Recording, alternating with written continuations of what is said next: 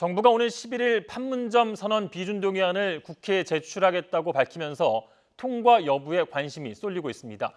이미 올해 4월 첫 남북 정상회담 직후부터 국회 비준안을 놓고 여야가 설전을 벌여왔는데 쟁점은 무엇이고 또 각 당의 생각은 어떻게 다른지 국회 취재기자 연결해 자세히 알아보겠습니다. 전준영 기자. 네, 국회입니다. 네, 정부가 다음 주에 판문점 선언 비준동의안을 국회에 제출하겠다고 밝혔는데 결국 오는 18일 3차 남북 정상회담 이전에 처리해달라는 요구를 하고 봐야 되겠죠? 네, 그렇습니다. 이 판문점 선언은 문재인 대통령 그리고 북한 김정은 국무위원장이 처음 만나서 내놓은 합의안입니다. 한반도 평화정착, 남북교류, 경제협력 등 다양한 내용이 포함되어 있습니다. 이번 남북 정상회담 전에 국회 비준 동의가 이뤄지면 법적 효력을 갖게 되면서 김정은 위원장을 만나는 문재인 대통령의 발언과 협상력에 더욱 힘을 실을 수 있습니다. 청와대에서 거듭 정상회담 이전에 판문점 선언 비준 동의를 요청해달라고 하는 이유입니다. 특히 청와대는 이번 판문점 선언 이행에 필요한 비용 축에서도 함께 제출하기로 했는데요. 지난 2007년 노무현 전 대통령과 김정일 전 국방위원장이 합의한 14 남북 공동선언 당시에 비용 문제가 논란이 됐던 점을 의식하는 것으로 풀이됩니다. 정부는 판문점 선언 비준 동의안을 다음 주 화요일 국무회의에서 의결한 뒤 국회에 제출할 예정입니다. 판문점 선언 이행에 필요한 예산안도 함께 제출하게 됩니다. 네, 앞서 판문점 선언을 이행하기 위해 국회 비준 동의가 꼭 필요한 것을 두고 제각각 해석에 달라서 혼선이 빚어지기도 했었는데요. 지난달에 법제처가 명확하게 국회 동의를 받아야 한다 이렇게 검토 의견을 밝히면서 국회 본회의 통과는 선택이 아닌 필수가 됐습니다. 철도 도로 연결이나 민족 공동행사 추진, 국제경제 공동질출 또는 이산가족 상봉 등 이런 걸 이행을 하려면 상당한 규모의 국가 재정이 요구되기 때문에 남북 관계 발전에 관한 법률에 따라서 국회의 동의를 받아야 한다고 결론 내렸습니다. 네, 그런데 판문점 선언에 대한 각 당의 입장이 다르지 않습니까? 현재 국회 통과를 장담하기 어려운 상황인 거죠? 네, 단순하게 말씀을 드리면 민주당과 민주평화당, 정의당은 찬성하는 입장이고 바른미래당은 조건부 찬성, 그리고 자유한국당은 반대하는 입장입니다. 각 정당의 이념적 성향을 그대로 보여준다 이렇게 얘기를 할 수도 있겠습니다. 먼저 민주당의 경우는 국민 72%가 압도적인 지지를 보내고 있다면서 연일 야당의 판문점 선언 비준 동의를 촉구하고 있습니다. 여기에 민주평화당과 정의당도 한반도 평화 시대를 열 수 있는 중요한 계기라면서 적극 동참하겠다는 의사를 이미 밝혔습니다. 반면에 자유한국당은 북한의 실질적인 비핵화 조치가 이루어지지 않으면 비준 동의를 할 수 없다는 입장이고요. 바른미래당 같은 경우는 북한의 비핵화를 강력하게 촉구하는 국회 차원의 결의안을 먼저 통과시킨 뒤에 판문점 선언 비준 동의도 함께 처리하자는 입장입니다. 민주당 홍영표 원내대표 말 들어보시겠습니다. 과거 남북 합의들이 국회에서 법적 기반을 갖췄더라면 남북관계는 보다 안정적으로 이어졌을 것입니다. 이번만큼은 국회도 남북관계 개선에 제 역할을 해야 합니다. 빠른 시일 내에 판문점 선언에 대한 기준에 국회에서 합의가 도출되기를 기대합니다. 네, 자유한국당이 가장 강하게 반대하고 있는데 좀 설명이 필요할 것 같습니다. 왜 그런 거죠? 네, 한국당에서는 이 판문점 선언 비준 동의가 백지수표 위임장을 요구하는 것과 같다 이렇게 표현을 했습니다. 이 선언문에 포함된 남북 교류와 협력 등에는 적지 않은 비용이 필요한데 북한의 비핵화와 관련해서는 추상적인 표현밖에 없어서 한마디로 믿을 수가 없다 이런 얘기입니다.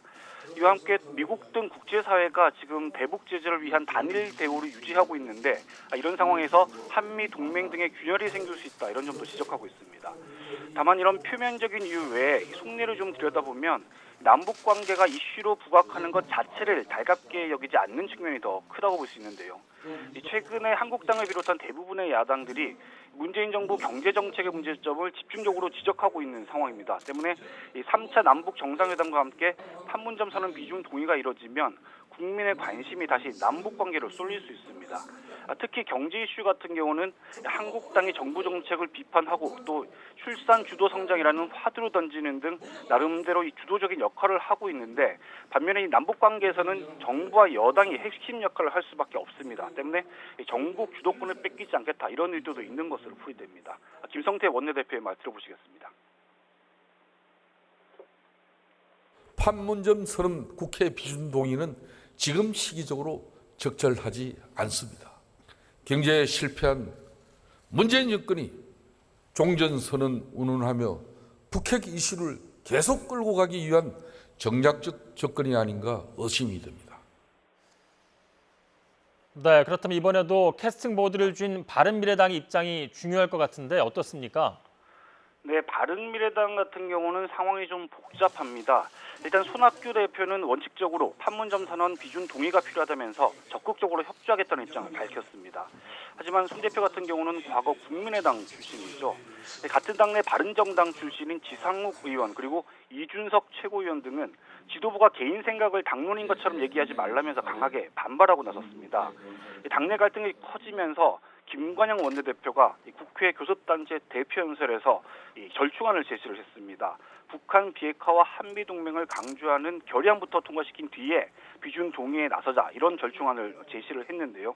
국민의당과 바른정당 출신 의원들의 입장차가 워낙 커서 지금으로서는 내부 정리가 쉽지 않아 보입니다. 김관영 원내대표 말 들어보시겠습니다. 저는 지금 시점에서는 한반도 비핵화와 판문점 선언 지지를 위한 국회 차원의 결의안을 채택할 것을 제안합니다. 국회의 결의안 채택 직후 판문점 선언에 대한 비준안 처리에 관해서 여야가 머리를 맞대고 본격적으로 논의했으면 합니다. 초당적인 협력이 필요한 부분입니다. 네, 이렇게 여야 입장이 갈리면 결국 본회의에서 표대결이 이루어질 수밖에 없는 거죠? 일단 본회의 표결 얘기를 하기 전에 본회의 상정까지 가는 과정부터가 만만치가 않습니다. 먼저 관할 상임위원회인 외교통일위원회부터 통과를 해야 하는데, 이 외통위의 위원장이 한국당 강석호 의원입니다. 때문에 지금으로선 여야 합의 없이는 본회의 상정을 기대하기 어렵습니다. 게다가 판문점 선언 비준 동의안은 직권 상정의 요건, 즉 천재지변 또는 전시사변 같은 국가 비상사태, 그리고 의장이 각 원내대표와 합의하는 경우 이런 상황에도 해당하지 않기 때문에 문희상 국회의장이 개입할 수 있는 여지도 별로 없습니다. 또 이 문희상 의장 본인도 오는 13일부터 4박 6일 일정으로 해외 출장 일정에 잡혀 있습니다. 때문에 문 의장이 여야 합의를 중재할 시간적인 여유도 지금으로서는 부족한 상황입니다. 특히 판문점 선언 비준 동의는 야당 반대를 무릅쓰고 통과시킬 경우에 문재인 대통령의 외교 행보에 힘을 싣기보다는 오히려 국론 분열로 부담만 지을 수 있다는 점도 있습니다. 문 의장은 일단 비준 동의안이 본회의에 상정되기만 하면 여야 합의가 되지 않더라도 표결에 붙이겠다, 이런 입장을 밝혔습니다. 오는 18일 남북 정상회담 전까지 여야가 머리를 맞대서 합의안을 찾을지, 아니면 또 한 번 세력을 총동원해서 힘교류가 펼쳐질지는 좀 더 지켜봐야 할 것 같습니다. 지금까지 국회에서 YTN 전주정입니다.